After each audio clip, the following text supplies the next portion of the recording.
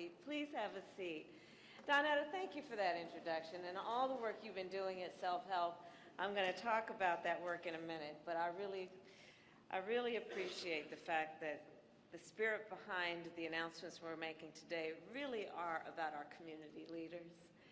And the love, the passion, the commitment, the drive, the ambition that our community leaders have, knowing that when we see and understand who the community is, everyone will benefit. Everyone will benefit. So thank you for that. Mayor Lyles, thank you for once again welcoming me to your beautiful city and for all the leadership that you have provided and the partnership you have provided to the President and me. I want to thank you for that, and of course it is so good to be back in this beautiful state with so many incredible leaders. The Administrator, Michael Regan, who has been so bold and innovative as a leader for the EPA, and then I'm going to talk about you, my Congresswoman. I mean, I know I don't live in your district, but the great Alma Adams, a long-standing champion of North Carolina's families, and a dear, dear friend to me for the years that I have been in Washington, D.C., before as a senator and now as vice president. And many of you may know of her extraordinary work, including being the co-founder of the Black Maternal Health Caucus and all your work there.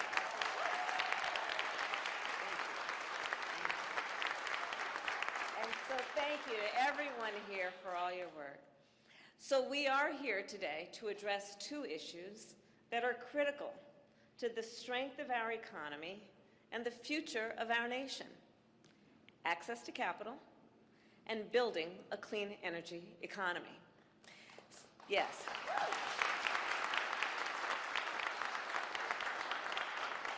So as you have now heard, since taking office, the President and I have made an incredible investment, the largest investment ever, to take on the climate crisis. Roughly $1 trillion with a T. I had to. Over the next 10 years. And that investment to create millions of jobs, to provide billions of dollars of clean energy, money and investment to small businesses and entrepreneurs, to lower monthly energy bills for families across our nation, and to expand access to capital. In every community in our nation, there are, of course, extraordinary people with talent, ingenuity, and the ability to help us take on the climate crisis. Entrepreneurs who I've met, who founded an innovative solar and wind power startup that can help reduce our greenhouse gas emissions.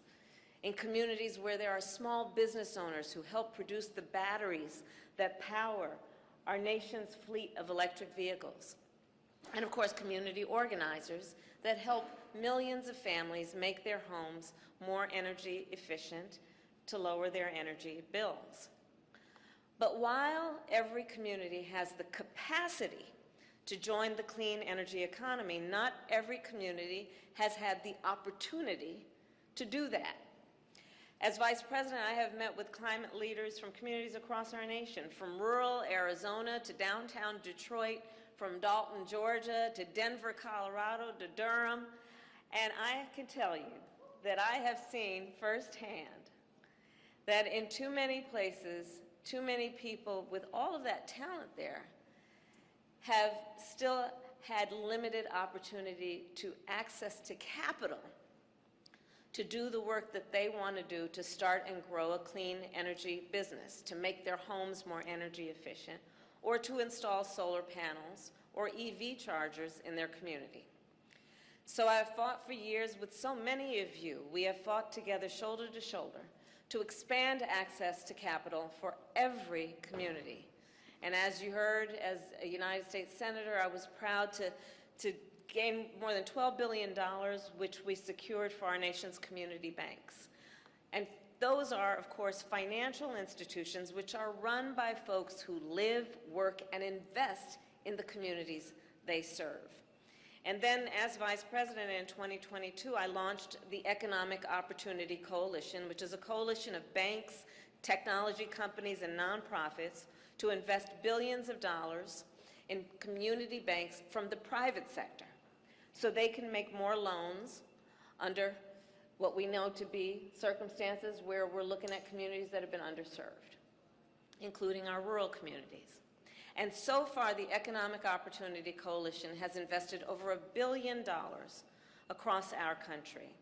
And then last year, we announced the largest investment in our nation's history, $20 billion, to create a national network of nonprofits to expand access to capital for community-based climate projects.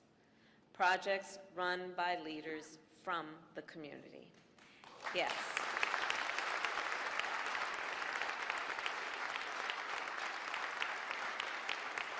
And the majority of this $20 billion will go to communities that have historically been left out and left behind.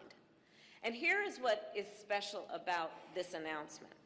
For the first time in history, we are providing tens of billions of dollars directly to community lenders to finance local climate projects. This is a novel approach. It is actually the first time we have taken this approach because we know that we have the capacity with this approach to empower communities to decide which projects they want that will have the greatest impact from their perspective in the place they call home. And then we can invest in those projects in a way that will actually have value for the people who live there, instead of us from Washington, D.C., telling you what you need. And that is critically important. And so today, our announcement is that we have chosen 8 nonprofits to lead this work, from a community of banks that are a network that serve Native communities, to a rural economic development collective that works in Appalachia, to a group of lenders that focus on economic and climate justice. Yes, and this $20 billion investment will allow these 8 nonprofits to fund tens of thousands of community-based climate projects. So I'd like you to imagine what this means. Imagine, for example, the young entrepreneur who wants to launch a startup to repair electric vehicle chargers, and that this person can now get a small business loan to hire her first employees. Imagine a small business owner who can now take out a line of credit to buy a fleet of electric delivery vehicles so he can stop paying for gas and reduce pollution at the same time. Imagine a house of worship that can now get a zero-interest loan so they can install solar panels to generate clean energy through electricity for the entire neighborhood. Our investment will also help lower energy bills for homeowners and renters. When President Biden and I first ran for office, folks told us we have to take on the climate crisis, and we have to also lower monthly energy bills. Well, the investment we're talking about today will do both. For example, today I visited Greer Heights, and as many of you know, it is an historically black neighborhood here in Charlotte. And over the past 2 decades, the community bank Self-Help worked with residents and community organizations to install good insulation, high-quality windows, and new electric appliances in 49 homes in this part of Charlotte to make them more energy efficient. So earlier today, before I arrived here, I visited with one of those homes and met Levon, who is here with his 2 beautiful sons.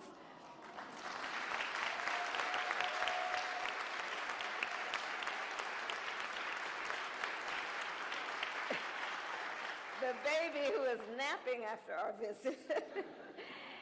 And the older young leader's son, who was talking with me about how he was watching the Shirley Chisholm documentary, and I told him I'm counting on his leadership.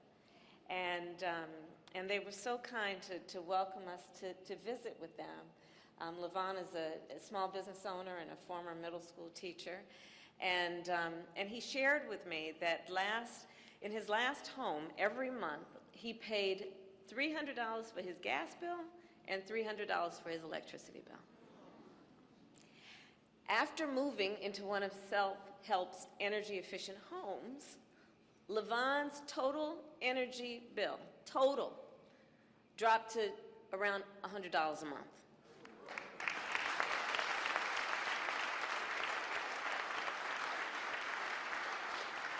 And he offered to me what that meant for him as a young father of young children. He said, well, that savings now allows him to have more money to pay for child care. He's a small business owner. He needs child care for his children. He said that he and his spouse now are putting aside at least $50 a month for each of their sons for their savings account for college or whatever they choose to do. So let's think about what this means. Yes, we talk about cutting energy costs, but when we're talking about real people with their dreams and aspirations and responsibilities and obligations, this is a big deal. So today's investment will allow Self-Help and other nonprofits to help 30,000 more families across our nation upgrade their homes, and that is just the beginning. But think about it. Soon, 30,000 more families will have the funds they need to replace drafty windows and install better insulation to keep their homes warm in the winter and cool in the summer.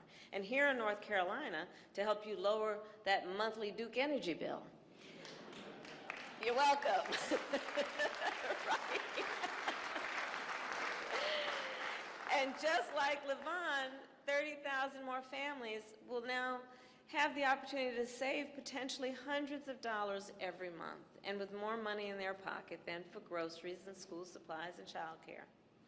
Our $20 billion public investment will also serve as an investment for the private sector, and I met with the leaders of the 8 nonprofits before I came out to thank them, because over the next 7 years, this $20 billion public investment will incentivize more than $100 billion in private sector investing.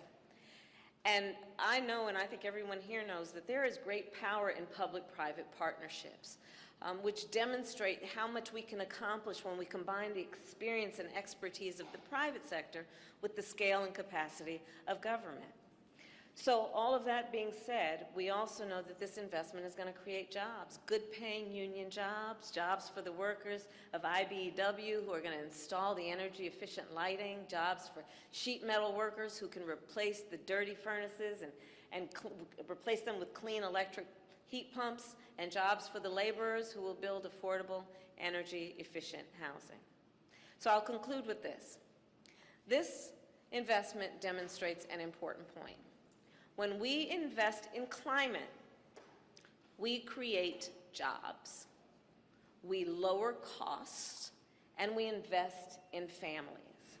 When we expand access to capital and give every person in our nation, no matter who they are or where they live, the opportunity to pursue their dreams, we build a cleaner, healthier, and more equitable and more prosperous future for everyone.